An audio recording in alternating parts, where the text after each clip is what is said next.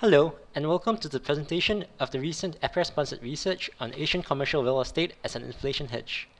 I'm Noel, responsible for research at APREA, and with me is the author, Patrick Lecomte, Executive Director at the ESSEC Business School. The report explores the relationship between inflation and real estate returns. It looks at the inflationary environment today, what this means for the real estate industry, and the interplay between inflation, monetary policy, and Asian commercial real estate. The full report is free for members and chargeable at $250 for non-members. Do contact me at noel.neo@aprea.asia if you would like a copy. Members will also be able to download a PDF of this presentation deck via the APREA research portal. The impetus for this report stems from the monetary easing central banks undertook in response to the global financial crisis that began in 2008 and that remains in place across most of the Western Hemisphere to this day. We live in an era of intertwined economies and global capital flows.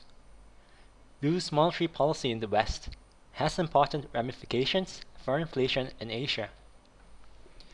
Given this macroeconomic backdrop, and with strong demand from members, we approached Patrick to undertake this important study on the relationship between Asian commercial real estate and inflation. Patrick, could you take us through the study, please? Due to the diversity and idiosyncrasies, Asian real estate markets present an array of challenges in terms of data collection. The research covered both securitized and unsecuritized property markets in 6 Asian countries: China, Hong Kong, Japan, Singapore, South Korea, and Thailand. As the law of one price does not apply in every country, we look at various property types at the city level. For China, we focus on Beijing, Shanghai, and Guangzhou. In South Korea and Japan, we focus on Seoul and Tokyo respectively. Hence, the coverage includes 8 cities for 3 property types: office, industrial, and retail. Inflation is a common risk in the region, but at various degrees. Over the last 20 years, cities like Beijing and Shanghai have witnessed extreme fluctuation in the inflation rates, even though their yearly inflation averages are deceivingly close to zero. On average, 2 countries where inflation has been very high are South Korea and Thailand. These graphs illustrate the contrasting situation between China and other Asian countries less prone to wide fluctuation in yearly CPI, such as Singapore. Again, China is interesting, as prior to the WTO entry in December 2001, there was an attempt to impose the so-called law of one price in the country. In recent years, it seems the law of one price has not been well respected, resulting in very diverse situations between urban areas and the countryside. As a consequence of the Asian crisis of the late 1990s, several countries included in the study adopted the inflation targeting model, most notably South Korea in 1998 and Thailand in 2000. Coupled with rental indexation, inflation targeting gives reassurance to investors that their investments will not be negatively affected by inflation getting out of control.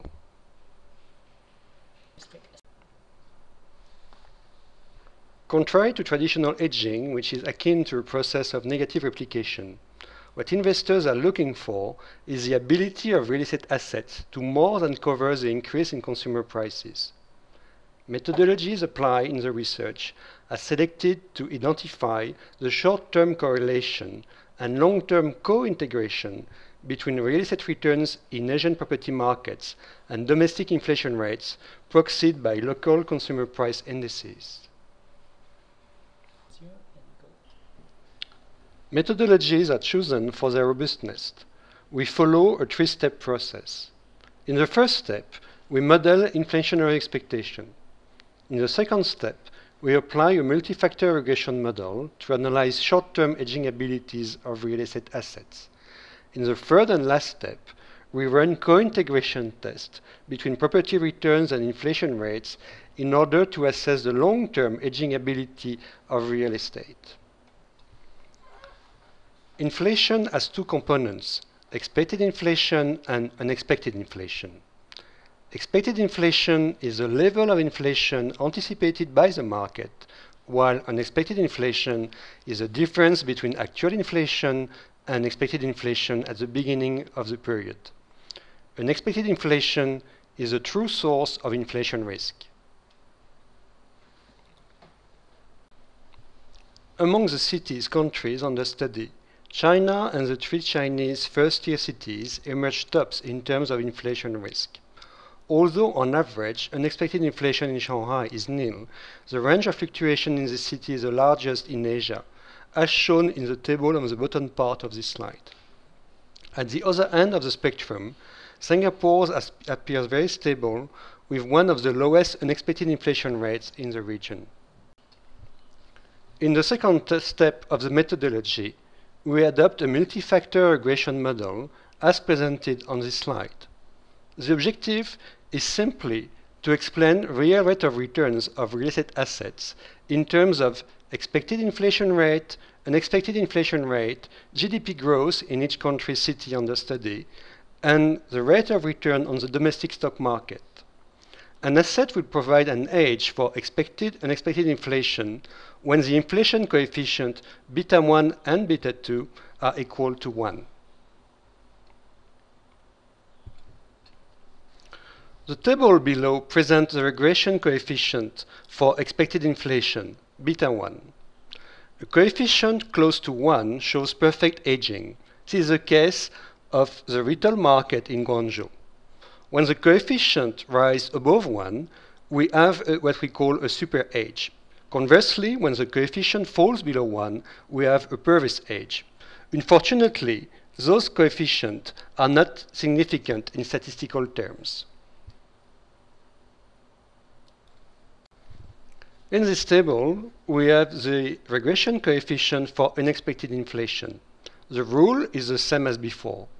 Shanghai industrial properties provide a good hedge against unexpected inflation. Again, unfortunately, those findings are not significant in statistical terms. In statistical terms, inflation coefficient beta 1 and beta 2 are not significantly different from 0.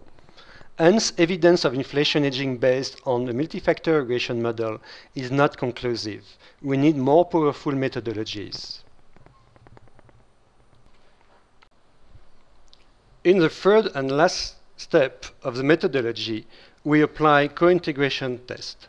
We do so in order to test for the long-term link between inflation and real estate returns. This table shows our findings for the co-integration test. All submarkets are co-integrated with their local inflation rates except the Guangzhou industrial market. This means that in the long run, real estate overwhelmingly provides good hedge against inflation. Overall, the study shows that the short-term hedging effectiveness of real estate is neither strong nor consistent in the 8 country cities under investigation. One of the reasons might be that we don't have CPI-based rental indexation all over Asian countries, except in Korea. Inflation rates and real estate returns are co-integrated in the long run, and hence Asian real estate does hedge inflation over long periods of time. Asian real estate markets, both securitized and unsecuritized, are influenced by GDP growth. However, they are mostly independent from domestic stock market returns. In the context of expansionary monetary policies in Asia, the impact of money supply on commercial real estate markets is an important question in addition to inflation. How do expansionary monetary policies affect commercial real estate returns? In order to address this question, we conduct a series of causation tests for the direct office market of the different cities, countries included in the survey. We test for the link between money supply, inflation rate, and direct office real estate returns. In the absence of official inflation targeting in most Asian countries, with the exception of South Korea and Thailand, real estate markets are influenced by expansionary monetary policies, epitomized by strong monetary growth and large Taylor ratios. This is particularly the case in the Beijing's and Shanghai's office markets, where real estate tends to act as a vector between money supply and inflation.